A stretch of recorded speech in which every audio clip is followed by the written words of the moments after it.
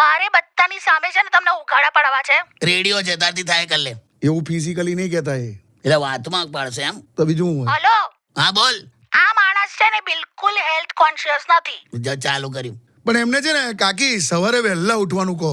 ઉઠી જ જાય છે 6 વાગ્યાના, તારે જો પણ પછી છે ને 8 વાગ્યા સુધી રજાઈની બહાર જ નથી નીકળતા. આવું કેવું લા? આમથી આમ રજાઈની અંદર છે ને પડખા ફર્યા કરે. બોલ. આવું બધું કરો છો? આમાં શિયાળાના શાસ્ત્ર પ્રમાણે એવું છે. ઓ હેલો, શું શિયાળાનો શાસ્ત્ર એટલે?